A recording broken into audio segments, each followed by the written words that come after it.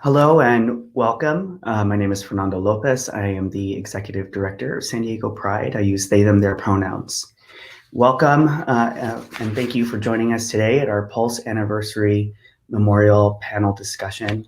And we want to thank everyone for joining us here in the 4th anniversary of the Pulse Nightclub massacre, as we remember the lives of those who were lost.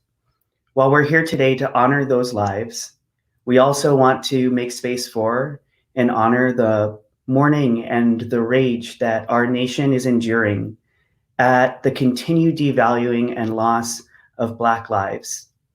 We stand in solidarity with them. Our experiences are different, but our movements are connected, and we believe that Black lives matter. So joining us today are several local Latinx leaders in our community. So please welcome to join us Addie Huertas, Caroline Desert, Gloria Cruz, and Nick Serrano. Thank you everybody for joining us. Thanks for being here. We're gonna go ahead and why don't we have you each introduce yourselves, and we'll start with Addie. Hello, everybody. My name is Addie Huertas.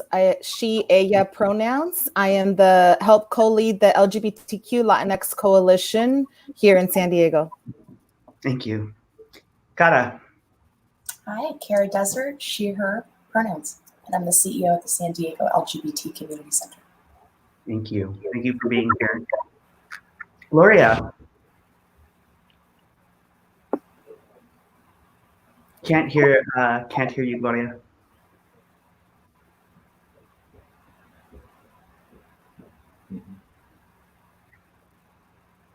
Okay. Gloria Cruz, and her pronouns are she, her, and hers. And she is the Director of Community Engagement and Policy Advisor at the Office of Council President Georgette Gómez. And we'll see if we can get her sound working. Keep trying, Gloria. And Nick Serrano. Thank you, Fernando. Nick Serrano, I use he, him, his pronouns, and I am the co-chair of San Diego Pride. Thank you.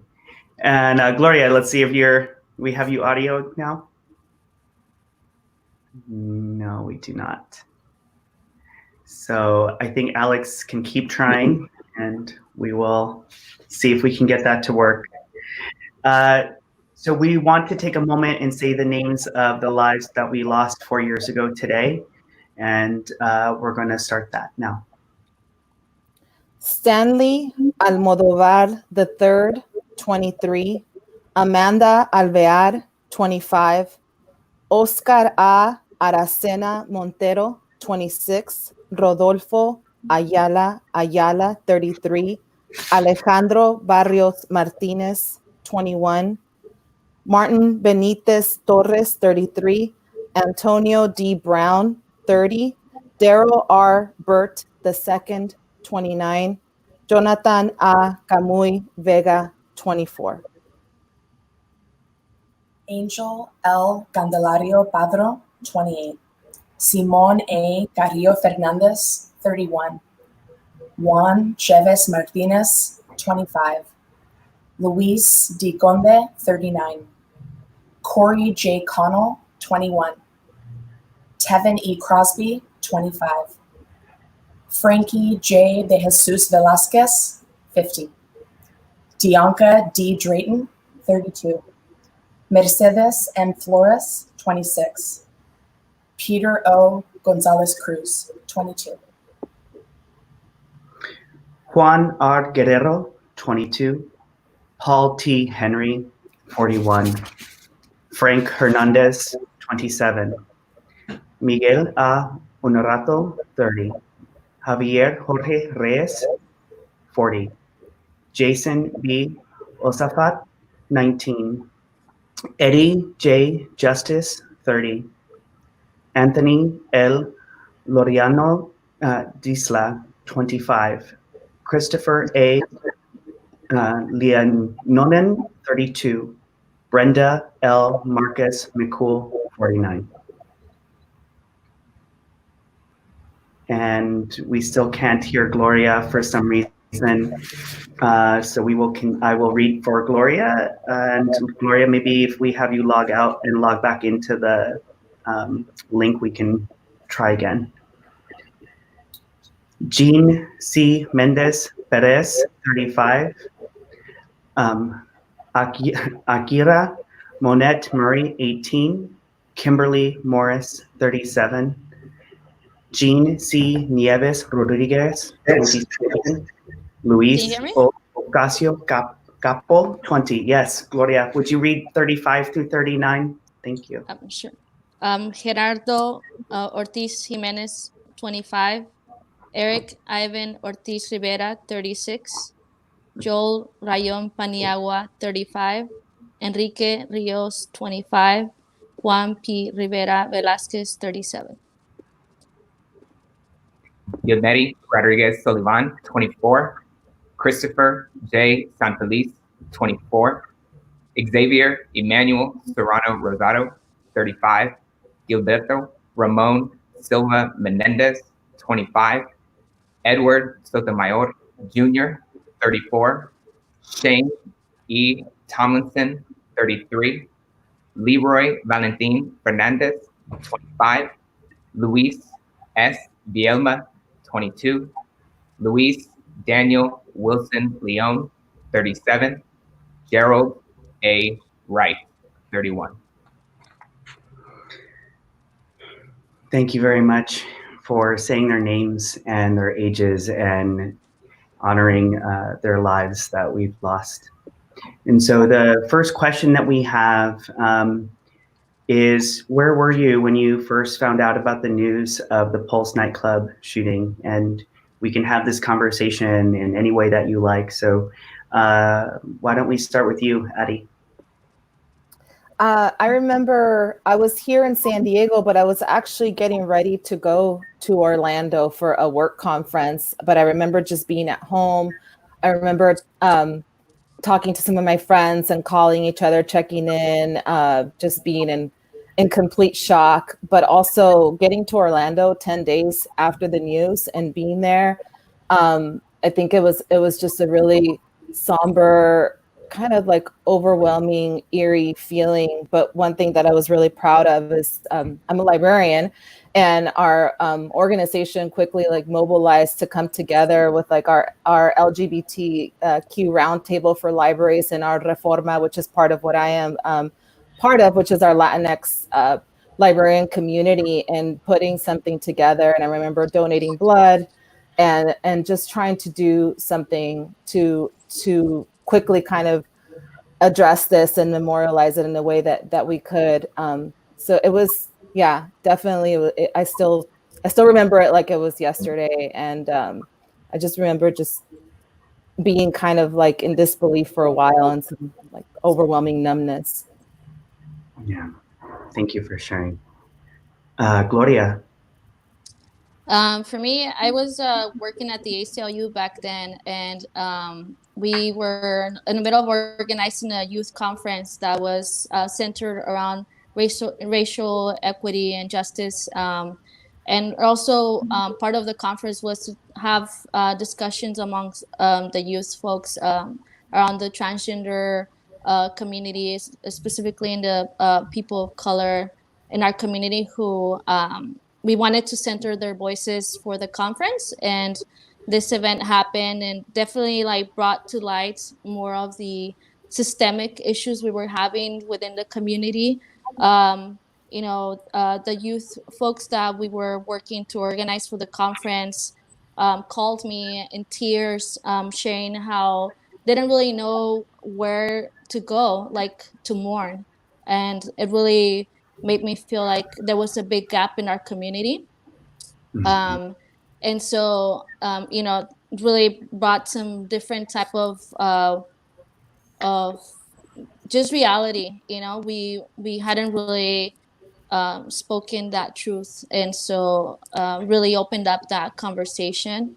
And it was all because of the youth and how they felt with this issue. And obviously myself, I felt numb and responding to phone calls and people sharing with me their pain and making sure that I was holding myself too, because it felt like a member of your family had been murdered, and just kind of going through the emotions of grieving.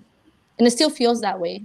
It still feels that we're mourning our family members every year around this day, that we have to say their names and that we have to relive that trauma, and seeing how much we have grown from there.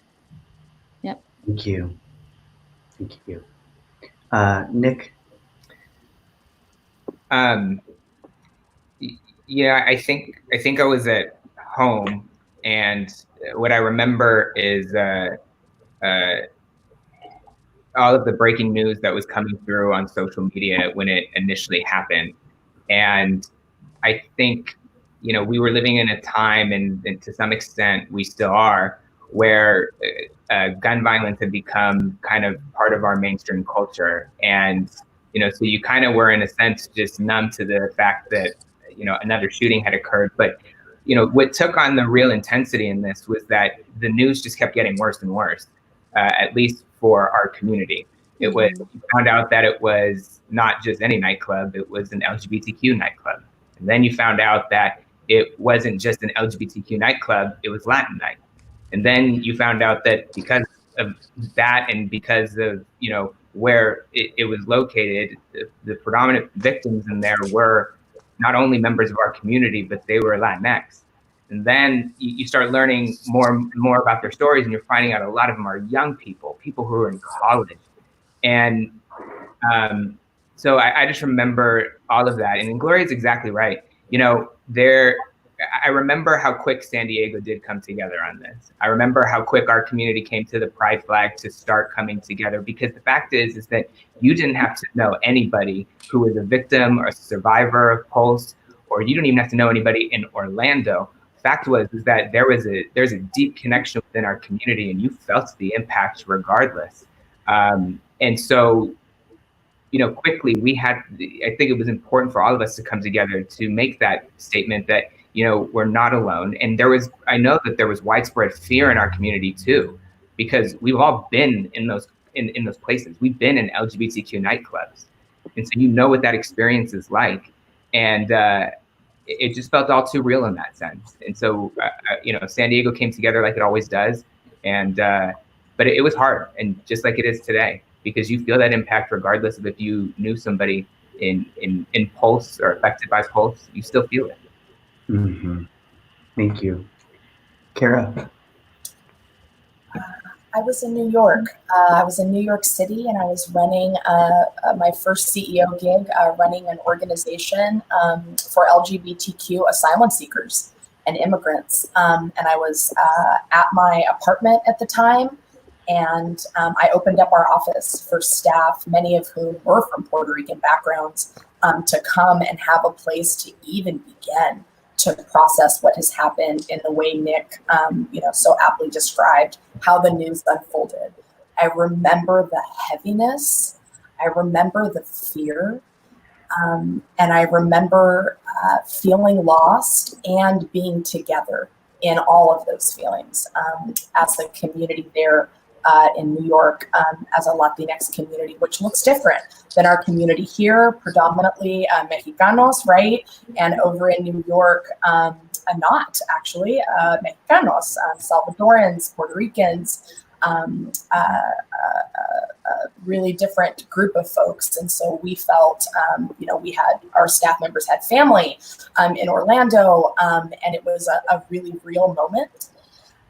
And then I remember going home and trying to process what had happened as an individual instead of as a leader of an organization. And I reached out to a group of friends, and there was about a dozen of us when we were in our 20s, early 20s, who would go to Bacchus House on Wednesday nights. And we were texting each other, remembering what that place meant to us. I can still hear the fog machine. I can still hear Shakira. I can still smell the tequila and the Dos Equis that we would have every week. It was the best day of our week, and it was in some ways the best times of our life.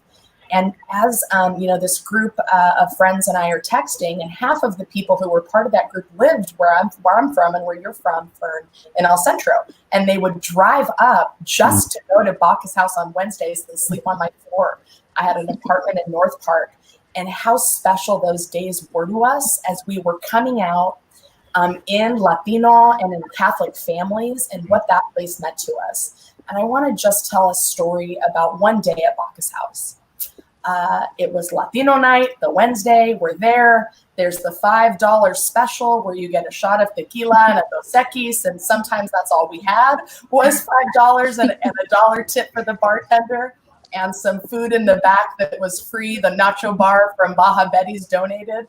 And, we're having a wonderful time. It's my group of friends, all Latinos, half from El Centro, half from San Diego. And there was a white patron there who said a racist comment. And I'm not going to repeat it, but we said something back. He tipped over my friend's drink, and things escalated from there very quickly. The security guards swooped in with a quickness, and they didn't see what happened. So they didn't know who started the fight. They just see a group of white people fighting with a group of brown people, and they picked the wrong people to kick out of the bar. And they started moving us to the front, out of the front door to kick us out. And the bartender, who always, even though we didn't have a lot of money and only bought the $5 special, he was always there to greet us every week, welcome us warmly every time. When the bar would get super crowded, he would have our drinks ready for us on the side. He made us feel every week like we belonged and like we mattered. He said, hey, hey, hey. He jumped the bar, cut off the bartender and said, no, it wasn't these guys, trust me. And that moment, sitting in my apartment in New York, talking to my friends who were there that night, we all remembered that day and how differently it would have ended if someone hadn't protected our safe space. How often our community does not get the benefit of the doubt in those moments. And so really all 12 of us remembered that night, and it was a part of how we were processing that terrible night when we found out about the Pulse massacre. And so as we remember the power of these 49 people whose lives were taken too soon, I also want to take a minute just to reflect on the joy that there is in the Latinx community, how rare Latinx spaces are for the LGBTQ community and how important they are. Mm-hmm. Thank you. I was lying in bed, and it was really early for me. I am not a morning person.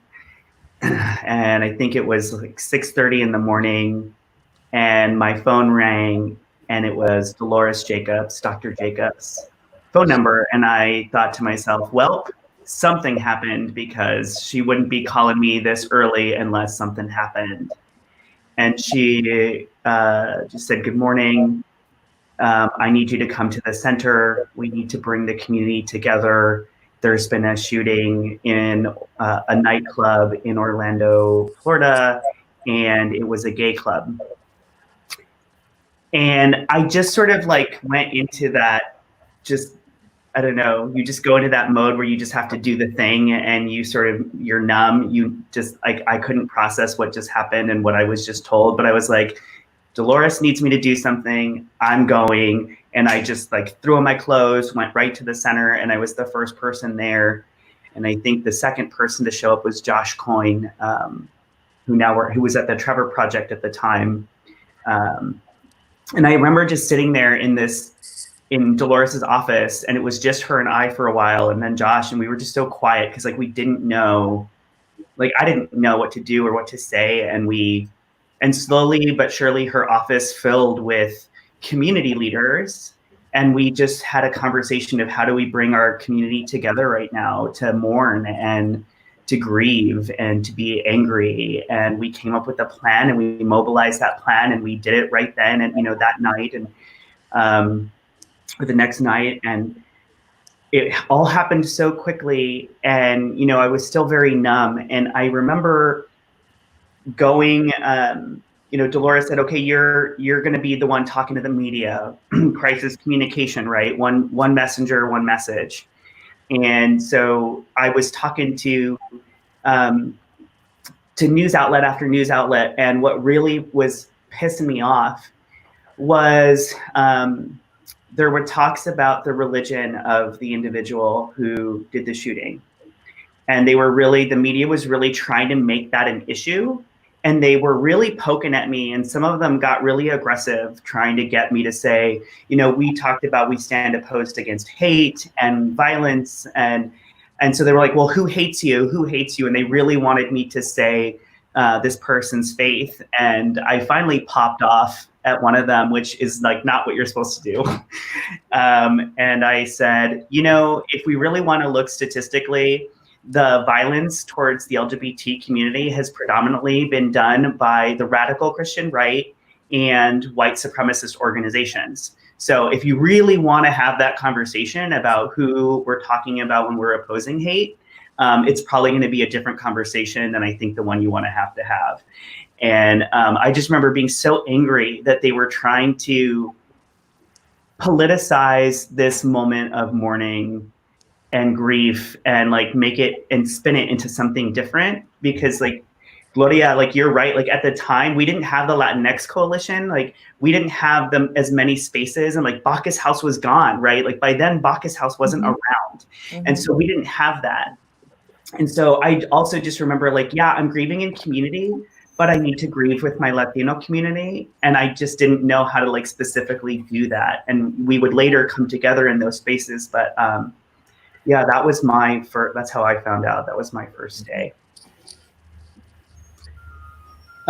So the next question was really, what were some of the initial feelings? But I think all of us have shared some of those initial feelings. So how do you think you were able to move forward and process those feelings then collectively, separately, at different times, moving forward in the days that followed? And this time, let's start with Gloria.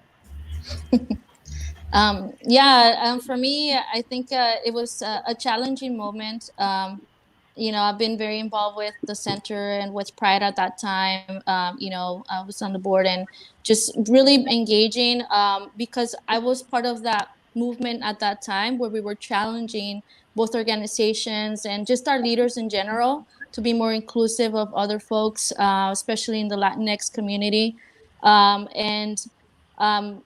This moment really brought a lot of dark parts of our community. I think that there was events created in response to the larger community wanting to congregate and want to celebrate the lives of the folks that had been tragically lost. And I and other members felt that the voices of the Puerto Rican community specifically were not really being uplifted. And so I attended those events that were created by the Center and Pride, and met some folks there that there's a local organization that's mainly like Puerto Rican folks. They do bomba around town and do all this different performance art, and they wanted to do something for the queer community. So they just went and started performing the Pride flag where people have set up the memorial.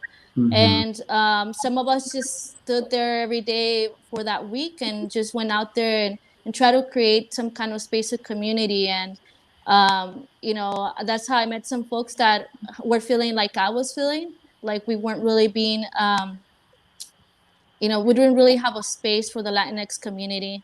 We ended up, getting each other's contacts after going through our process of mourning and getting together and thinking about like, how do we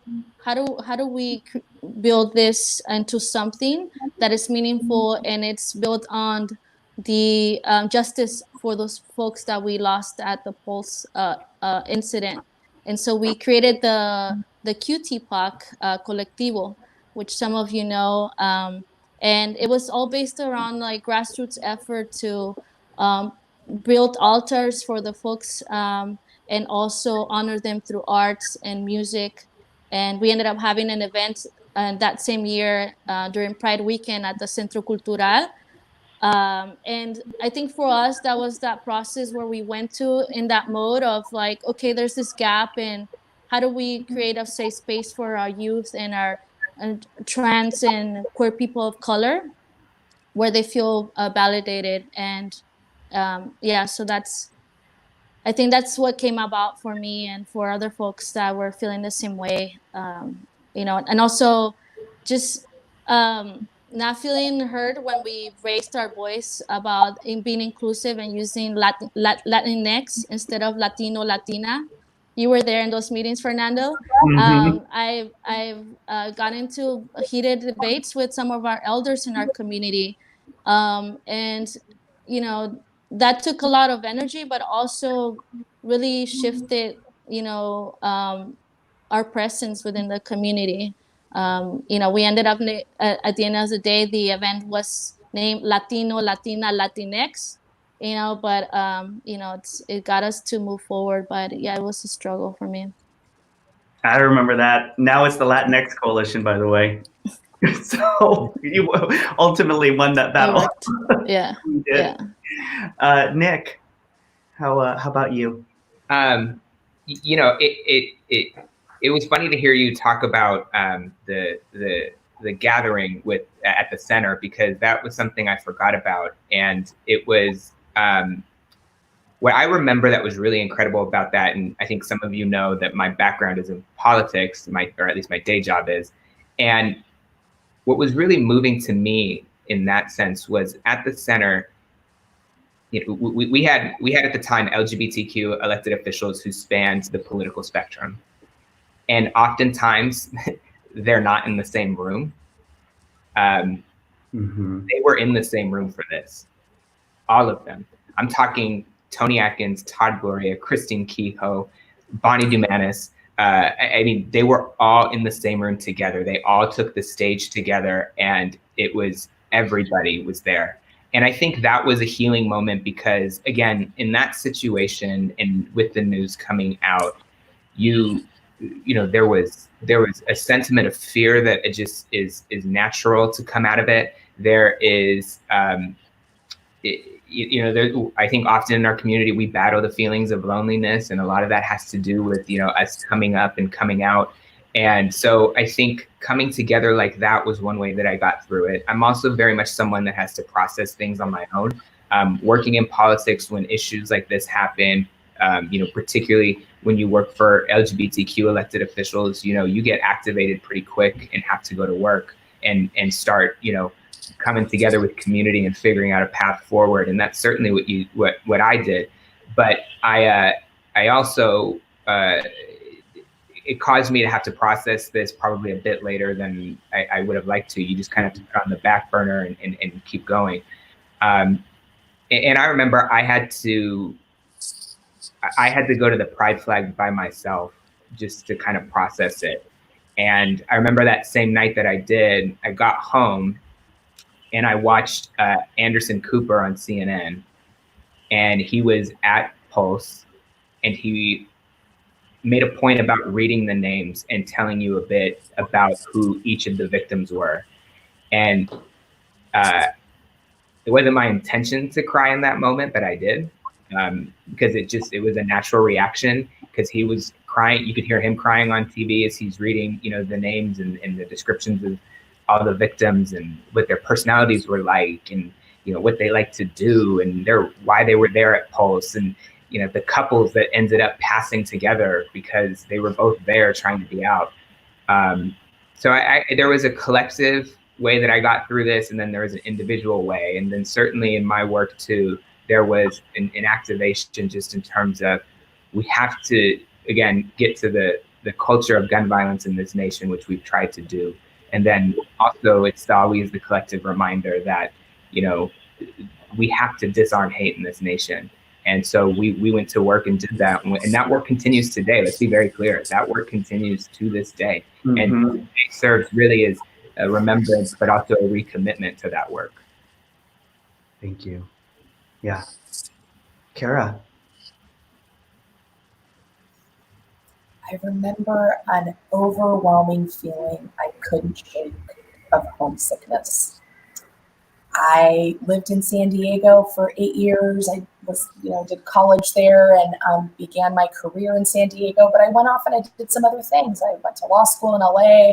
I moved to San Francisco, and then I moved to New York, and I had been gone 8 years, and I missed our community. For me, it was a moment of reckoning in my own heart about who I was in this world, who I wanted to be, and where I wanted to be, and a moment of agency that I can move back. I can move back if I want to. I made that decision shortly after Pulse, and I think I probably would have stayed in New York. I think I was always destined to come back, but I might have stayed in New York a little bit longer. I just found myself reflecting on how special this place is. It's a border region. We have almost 30% Latino population. We have a strong LGBTQ community. That community includes our Latinx LGBTQ community.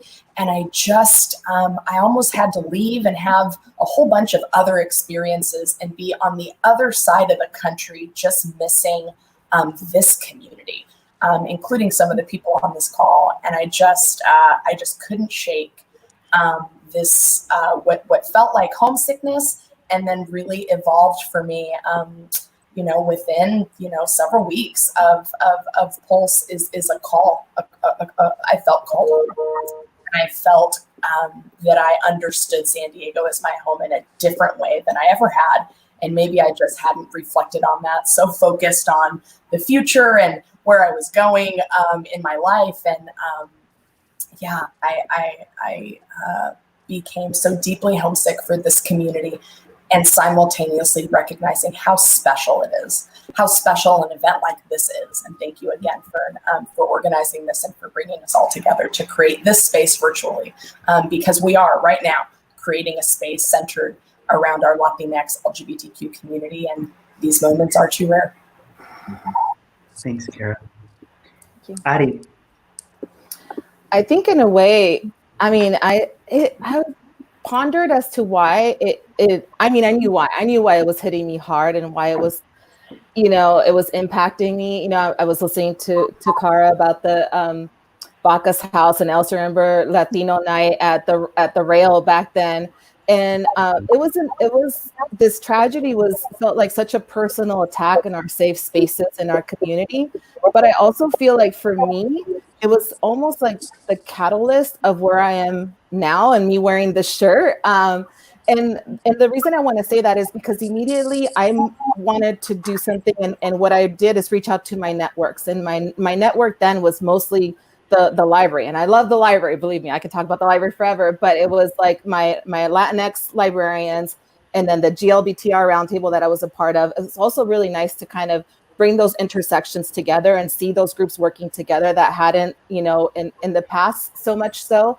And then it was my youth. I worked with queer youth. I had Spectrum Group at the library, so I wanted to check in on them. I wanted to have the space that I had, or the resources that I had available as a space where they could gather, they can talk, where we could bring folks that can help facilitate some of these conversations. So within those networks, it was easy to kind of mobilize. And again, the same thing, I think I tend to start doing things first, and then I have time to process, similar to Nick, for myself later. So I remember like donating blood and signing folks to register to vote. And I also remember 2 days after the event at the center with the gathering. But I think one thing that I realized is that I wasn't as connected to my LGBTQ community within the organizers and what was happening within. So it also kind of helped me step outside of what I knew and connect in a different way. And I think in a way that, like I said, that was a catalyst to my involvement in the last couple of years and wanting to go deeper in my community and be involved in a different way. I've always felt like I've been a part of the community. I felt like I had a strong network of folks. I love San Diego for the same reason, the bicultural, the multiculturalness and the border, being at the border and being with my gente, but I also needed to connect with my gente in a different way. And I think that kind of helped push wanting to increase that involvement. Thank you. Well, you've definitely increased your involvement. Let's say that. You know, I'm from the El Centro. Like Kara and I are from El Centro in the Imperial Valley, border town, born and raised, and moved here. And I'm Latinx. I'm the son of Mexican immigrants. I'm first generation U.S. citizen, but I'm also Jewish, and so on my mother's side. And so having that experience, feeling like you're never Jewish enough or you're never Latinx enough, my whole life was a struggle. And like, look, I know how white passing I am, right? I'm not silly. I look in the mirror every day. And so even within my own family, like feeling like I wasn't Mexican enough, I wasn't Latino enough. And then, but my first day in San Diego, when I was here, the very first time I ever was around a group of LGBTQ folks, it was LGBTQ Latinos, Latinas. And I just remember feeling like, oh, I could actually do this. I can be home. But the racism that you would hear in our community, just going to the bars and the things people would say, like they hurt. And being told, you know, oh, well, you look good for Latino, you know, you don't look like one of those Latinos. And how cutting that would be, to then like see this thing happen, and then to feel what Gloria talked about, which was so real, that there was this, I felt, mismanagement of some of the events at the time that really centered white people rather than the Latinx community or the Puerto Rican community. And someone said something to me that was like, well, it's not my fault. There's just like no Latinx leaders. And I was so pissed that I wrote a list of every single LGBTQ Latinx leader that I could think of, and like just off the top of my head. And then I went through my email and I got their email addresses, and I just made a list, which never doubt the power of making a list. And from that list, that's where I came up with the idea of like, okay, we need to make this memorial cards. And we're gonna have the Pride Parade this year start with Latinx leaders holding the names, faces, and ages of these people. And it was Cindy Ubanco who designed the cards themselves. And the memorial that you're seeing is those cards. And I emailed those people. I emailed all of those Latinx community leaders, and I just put out the call. I said, we want to show that we're here and that we exist, and I want us to lead this parade, because I'm tired of being ignored. I'm tired of what people say about my community, about me, and I want there to be visibility. And that was just such a beautiful, to me, moment, that to see so many folks standing in solidarity at the front of the parade, and that the next day, the Sunday after the parade, you know, when the festival's still going on, the front page of the paper said "Pride with Poignancy," and it was the photo of those folks marching in the parade with those signs. And that was the first step. That was the first list of people that, from there, when folks were saying we didn't have enough Latinx spaces, that we used that list to build what is now the Latinx Coalition. And that's how we, the next year, started bringing people together, was from that first list. So yeah, I guess that's how I processed, was I got angry and I made a list. It's usually my go-to. So that was one of the ways, and I guess, like, let's talk about the, you know, this was 4 years ago today. So what has happened in those 4 years that you think has left a lasting impact or legacy in this community? Like, obviously we just talked about the Latinx Coalition, but we could talk more about that if you want. But what do you think has changed that's left a lasting legacy? And let's start with Nick Serrano. You know, from my perspective, what I think we've really done is, you know, you're exactly right. I mean, we built up the Latinx Coalition, and it continues to be leaving its positive impact in San Diego. From my perspective, what I think we've continued to do is we've continued to advance equality truly for all people, but particularly in this space in California, and we've continued to fight for it here in the United States. I know that my focus has been particularly focusing on gun violence and disrupting that link that exists between the number of guns in our community and the violence that we've seen plaguing our nation for so long. So I've really tried to take a focus on that, and I think that we've seen some real true advancement in that space. But as I said, there's a lot more work that needs to be done, and I think we see that evident right now in the current state of affairs. There is a history of this nation that has long been denied, and we are at a point where there is political power now behind this movement of not denying the history of this nation, and actually being able to move forward in a meaningful way. And so I think, as I said, the fight continues, the work continues, and I feel proud to have been part of it, and I feel proud that there's been leaders who are not only reflected on this call, but also elsewhere in our community who have stepped up to the plate and who are making meaningful strides. One of the things I would just also mention is also, I'll do a shameless plug for San Diego Pride as an organization.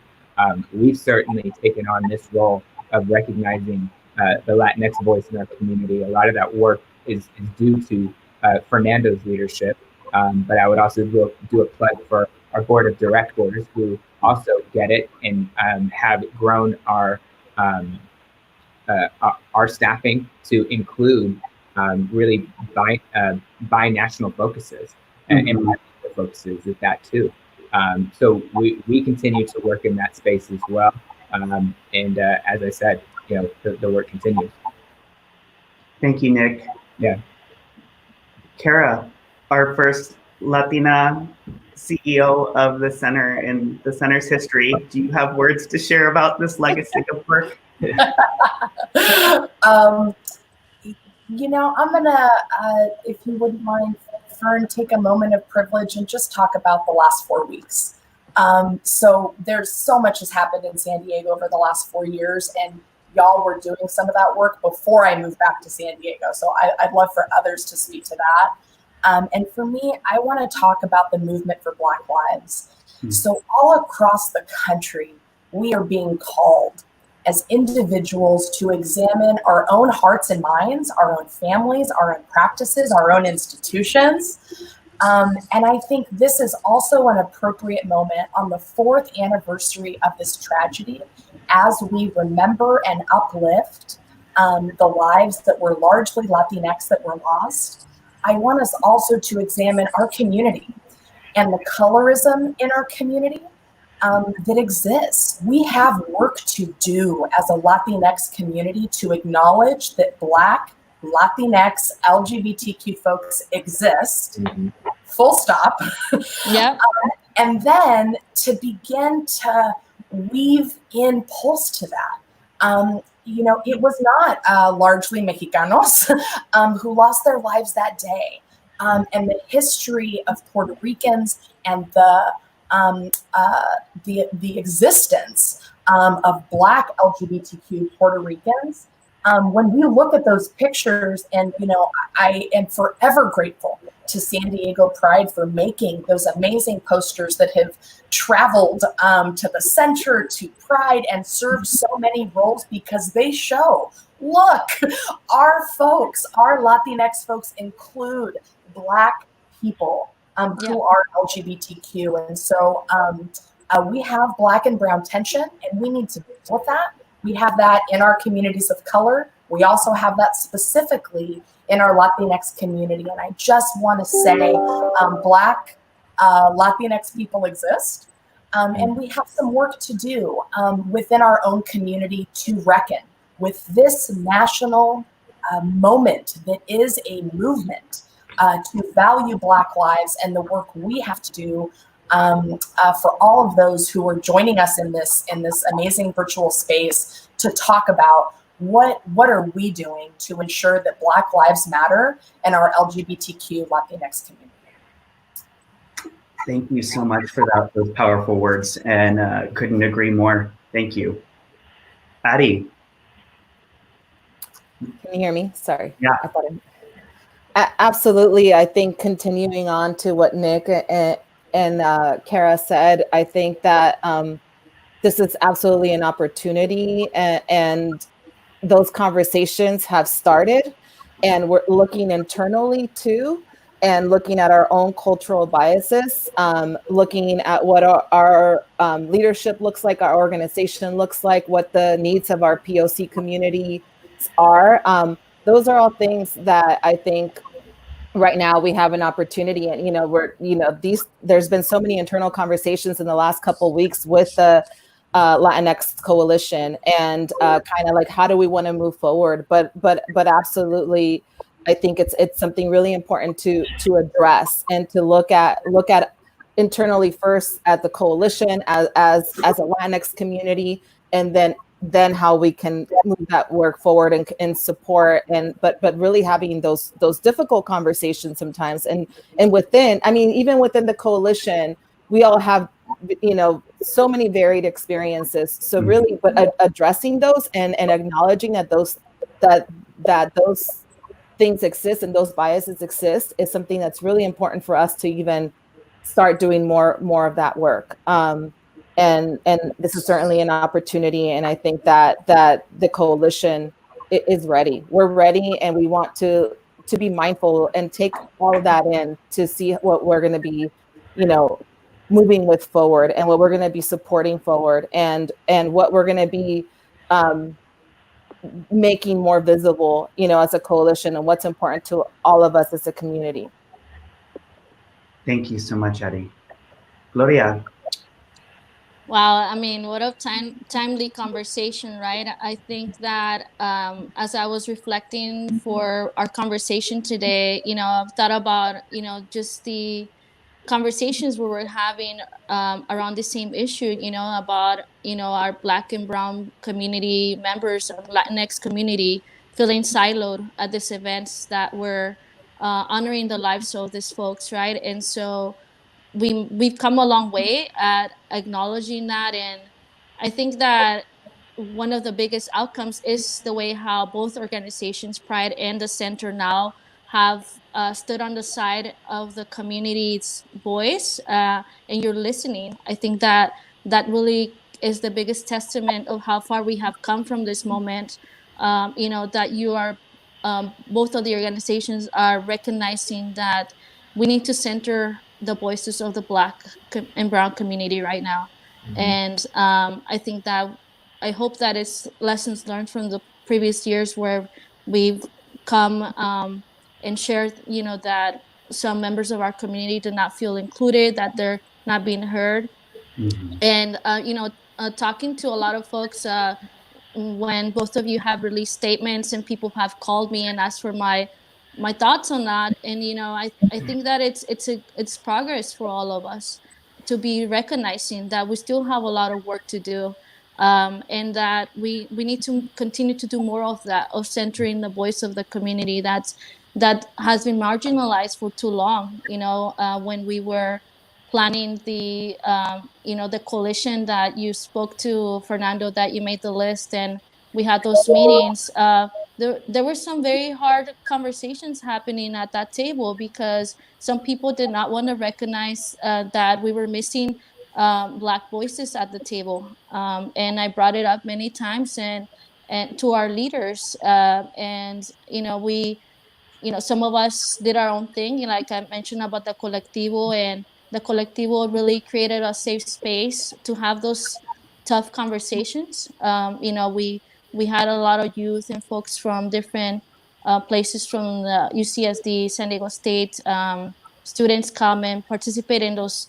We kind of created like healing circles, and we talked about this hard conversation, how some of the Black and Brown folks and Indigenous folks from our LGBTQ community didn't feel welcome in some spaces. So I think that we have come very far.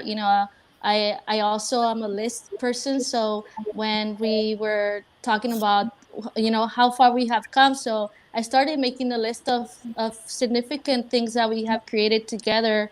I talked about the art shows at the Centro Cultural.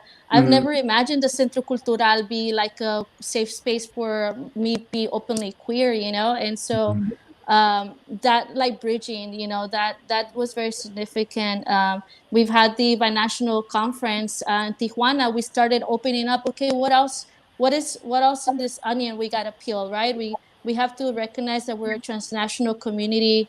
That we have queer folks in the Tijuana side who are enduring all these different things, from the asylum issues to the economic and just systemic oppression they're also living. So how do we collectively work to bridge that? And so I think we made great gains there. I mean, there's definitely a lot of work we got to get going, but I really started to reflect that we have been doing the work this last 4 years, that Mhm. as members of the community and just folks that are organizing, I think that the organizing that has happened behind the scenes by community members, like Adi, you went to the event and then you're like, how do I build on this? And I think there's many more Adis out there that I want to Mhm. take a moment to recognize that within our youth, there's been a lot of organizing happening about centering the voices of the Black and Brown Latinx Indigenous folks in our community.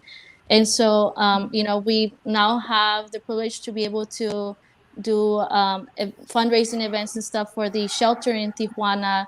And I've seen some of the folks that come through the shelter, and they're coming from all over the world, and many of them are of indigenous Black communities. And I'm thinking of how I'm making this side of the country better for when they get here and they feel included and welcome. And so that really grounds me to think of, we have so much more work to do. Mhm. So yeah. And Fernando, if I can, Yeah. I just want to kind of build on that, and because Gloria is exactly right. I was really struck by Kara's comments, because I think in this moment, what I want to encourage people and all the people who are watching this live, there's a lot of hard conversations that are happening in this nation right now, and that will probably have to happen. And that's a reality that we have to face. But I want to encourage everybody, if you don't know or don't think that you know, please ask, please seek understanding, because there's a lived experience of people that we are talking about in this moment and in the future that we will have to talk about, that some of us are just not going to understand because it's not a lived experience that we've had. And Mhm. so I think importantly, we have to be able to be open to those arguments. We have to be open to that information, and we have to be willing to seek that information. And we can't silo ourselves and believe that we know everything because of, just either the time that you've been here, the things that you've experienced, you don't know. And what I want to shout out a member of our board who's really helped guide us through this moment, particularly David Thompson. He is a member of the Black LGBTQ community, and he is absolutely been willing and open to these conversations. He's informed me on perspectives that I just don't understand because it's not my lived experience. And everybody, I believe, has people that they can turn to try and understand in this moment. And people I encourage people to be vulnerable in that sense and to ask those questions and do it from a space of compassion and understanding, and not trying to be argumentative or anything like that. It's just trying to get to know how someone else feels. And by understanding that, it really is going to be able to dictate how we move forward. And, so I really wanted to put that out there. Thank you, Nick. And that's a great segue to the point I wanted to make, is that, I was brought on to Pride 9 years ago. And I didn't apply for a job. It was Dwayne Crenshaw, our first executive director of color, a gay Black man, son of a Baptist minister. He knew about me because of my activism work. And he reached out and said, I see your activism and I want to infuse that into the Pride organization. And originally I said no. and he was like, no, let's go to coffee. Like, I have a plan, I have a vision. And so he took me to coffee, and And I trusted him. I took a leap of faith, and I came here, and he really set us up at the beginning. He was just like, just make it yours, and I'm going to guide you there. But had us really intentionally engage with the Black community and criminal justice reform, and had us work with the local churches on criminal justice reform, lobbying and advocacy, and being up in Sacramento with these folks. And I remember, because we worked in coalition, I was talking to one of our local Black pastors who made a comment to me, and I never thought I would talk to a gay person and actually think that I agreed with them, and you're the first time that that's happened for me. And I feel like I see you and I understand your issues in a different way. And that was my second year. So that was 8 years ago. And I just remember feeling like, oh, Dwayne really understands like what this intersectionality is and how that can bring us together when we take time to listen to each other and really understand each other's stories, and where, each struggle and pain is different, but they are connected somehow. And how do we see that similarity and find solidarity in that? And, Dwayne eventually moved on and founded Rise San Diego, but he came back to us to help to found the LGBT Black, the San Diego Black LGBTQ Coalition. And that was founded here in this building. And I was there that first day just to observe and assist with the setup and take pictures. And it was really the Black coalition that inspired the Latinx coalition. So I just want to name that it was the Black coalition that inspired the formation of the Latinx coalition. It was the Black and Latinx coalition that inspired the founding of the API coalition. And it's those three organizations that have since been founded in those last 4 years that have brought additional community resources to the Pride organization, have events all year round to create intentional spaces for those groups that rest at those different intersections. And last year, there was this really powerful moment where we had this POC coalition mixer, and all three, Addie was there. Yeah, girl. I was crying. It was beautiful that this whole building was full of 150 POC folks who were LGBTQ, Black and Brown, API, Asian, Middle Eastern, Desi American, all these folks who were just there in this safe space, and it felt so restorative. And that's how we're connected, right? And it's just a really beautiful thing. And for me, that work that we do is powerful. And I know that I have white passing privilege, but oftentimes people only see my name. And when I was first announced as the executive director of this organization, I got some really nasty phone calls with words I will not repeat, and told to go back to my country. Because just like Kara's the first CEO, Latina CEO, I'm the first Latinx executive director of San Diego Pride in the entirety of its history. And there were people who didn't like that. There's people who still don't like that. They think I'm too radical. They think I'm too conservative. And I'm just trying to bring folks together to try to find some unity. And I remember when getting those phone calls and just crying, calling my father and crying, because it's just I am almost 40, and I'm still getting called these names by people, and it still hurts. And so, if we can invest in this work and bring our diverse communities together, that's what's important, that we build all of these new things. That for the first time, we have a full-time staff member who is our bilingual outreach coordinator, and Gloria's right. We helped to found the binational task force and the Orgullo Sin Fronteras conference. And we invested in a full-time staff member to really expand on that work this year. And then COVID happened and put a damper on a lot of that progress. But, they're still meeting and making relationships, and the Latinx Coalition is doing more work than ever before. The Apimeta Coalition is doing more work than ever before. We're working stronger in partnership with the Black Coalition. And so at the end of the day, if this all brings us together, I hope that that's where we end up, is just unity, intersectionality, and I'm just inspired to be in this space with all of you today. And with that, we're actually at 12:59. And any parting words before? I want to be respectful of your time. You've given so much of it today. Any last words before you take off, Kara? Or Gloria?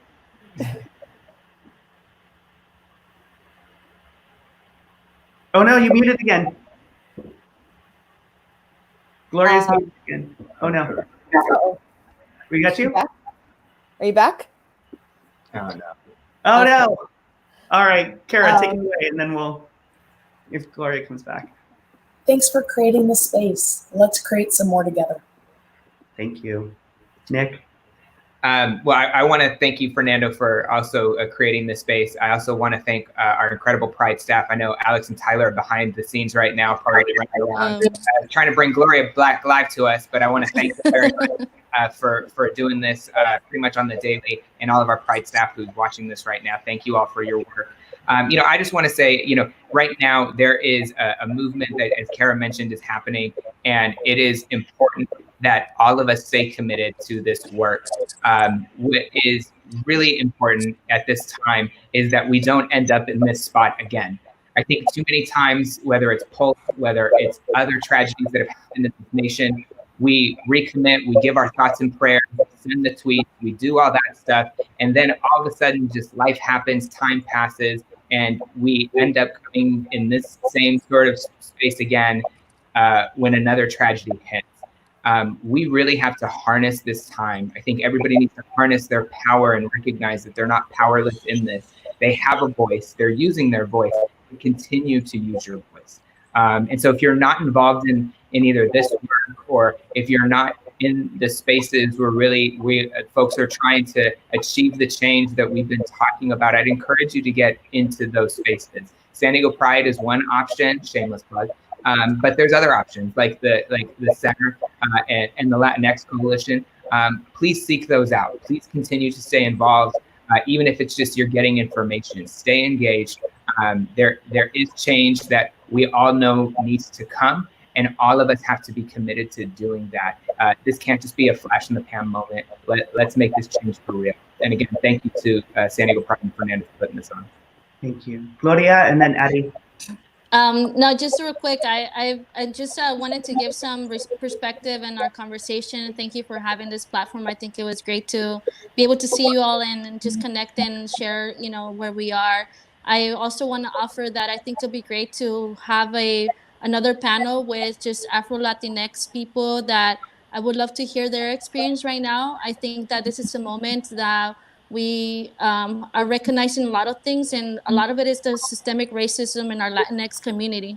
And so I would like to offer that to either the Center or Pride to host another meeting centering their voices. And I would like to see how I can plug in and support that effort as well. But thank you So much, Gloria. I'll take you up on that. Yes, let's talk, Gloria. Let's do it. Again, thank you for creating this. Thank you. I think it's really important that we don't ever forget, and that we continue to move this work forward. And I want to thank you, Fernando, for mentioning how the coalitions came together. There was so much power and energy there, and there's so much power from coming together, learning from each other, asking those questions. But just really kind of finding those intersections and embracing them, and being open to coming together as a community. This community has embraced me, and we want to continue to do that. I want to thank the folks, the leadership, the POC leadership within our community, but also those folks that are doing the work day to day within our community, and that are kind of bringing forth all of these, programs, efforts, conversations, all of that. And again, we will continue this. But I want to leave us with a quote from Dr. Martin Luther King Jr. "We have before us the glorious opportunity to inject a new dimension of love into the veins of our civilization." And I really want us to move forward as a community to do that. Thank you all so much.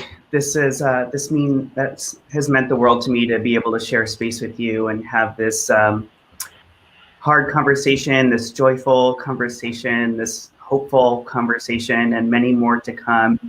Gloria, take you up on that offer. I hope that folks who are watching will join us next Friday, which is June 19th or Juneteenth.